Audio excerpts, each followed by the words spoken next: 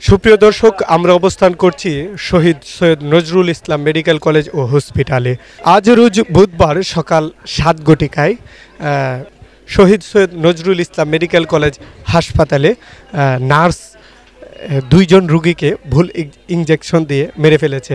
এর পূর্বেও শহীদ Syed Nazrul Islam medical college ও হাসপাতালের চিকিৎসা নিয়ে মানুষের অনেক অভিযোগ রয়েছে। সুপ্রিয় দর্শক, সকল অভিযোগকে ঘিরে শহীদ সৈয়দ নজরুল ইসলাম মেডিকেল কলেজ ও হাসপাতালে এখন চারদিকেই মানুষ ঘিরে রয়েছে এবং আপনারা দেখতে পাচ্ছেন এখনও পর্যন্ত এখন সময় বিকাল 4 ঘটিকা, এখনও পর্যন্ত বিক্ষোভ করেই চলেছে এবং তাদের দাবি হচ্ছে শহীদ সৈয়দ নজরুল ইসলাম মেডিকেল কলেজ ও হাসপাতালের যে নার্স এবং যে আপনার ডাক্তারবৃন্দ আছেন তারা সকলেই আওয়ামী লীগের দালাল, এরকমটাই দাবি করছেন এবং তাদের পতনের পাশাপাশি তাদের শাস্তির দাবি করছেন। তারা এখনও পর্যন্ত এখানে আন্দোলন করেই যাচ্ছেন। সুপ্রিয় দর্শক, আপনারা পাশে থাকেন এবং আমরা এর পূর্বেও জিজ্ঞাসাবাদ করা হয়েছে নজরুল ইসলাম মেডিকেল কলেজ হাসপাতালে, তারা বলতেছে এমনটা তারা জানে না এখনো পর্যন্ত। সুপ্রিয় দর্শক,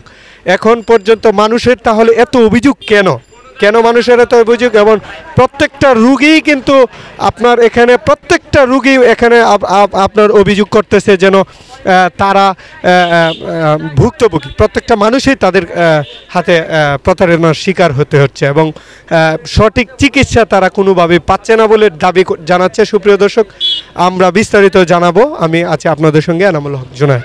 আমাদের চাওয়া হচ্ছে যে আজকে সকালে এই জায়গায় ভুল চিকিৎসার কারণে 2 জন লোক একসাথে মারা গেছে। রিসেন্টলি ওই সব ঘটনা আগেও ওই হসপিটালে ঘটছে।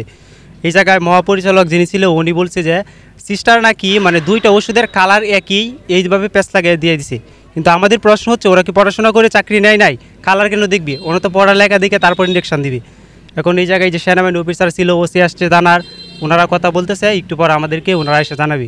আর আমাদের স্টুডেন্টরা কথা হচ্ছে যে আমরা চাই যে এটা সুস্থ বিচার হোক আর এরকম যেন প্রাণহানি আর কারণ না হয় বললেন, এটাই আমাদের কথা।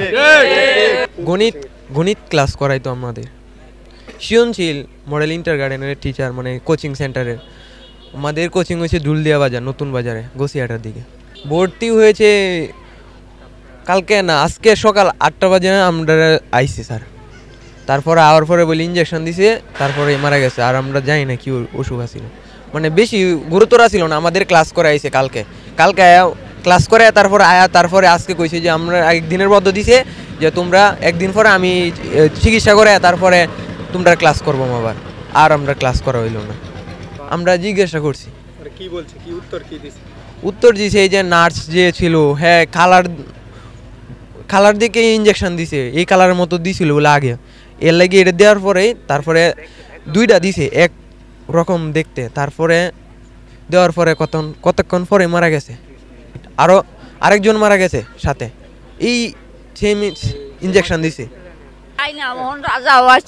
ডাক্তার নাই বুঝুন, আইলে যেমন হেমটা দাম দেয় না কিন্তু জেঙ্গর হরে যেমন হেরার গেমিটি তোমার ডাক্তার বসে কেন লাগে মানুষের জানবে হতবার লাগে না, এমন গেমিটি দেহা জানো তা কি কই আমার ডাক্তাররা এমন ভুল কামই করে জানুন, ভুল কাম করলে মানুষের জীবনটা বালা জীবনটা শেষ করে বইতে হয়। প্রিয় দর্শক, সকাল 8টা থেকে এখন প্রায় 4:45 বাজে। এখন পর্যন্ত এখানে ছাত্ররা অবস্থান করছে এবং তাদের ধারাবাহিক আন্দোলন করেই যাচ্ছে। সুপ্রিয় দর্শক, তাদের চাওয়া হচ্ছে এই সঠিকভাবে যেন এটার বিচার করা হয় এবং তাদের টিচারের মতো যেন আরও প্রাণহানি এই শহীদ সৈয়দ নজরুল ইসলাম মেডিকেল কলেজ হাসপাতালে আর যেন পরবর্তীতে না হয়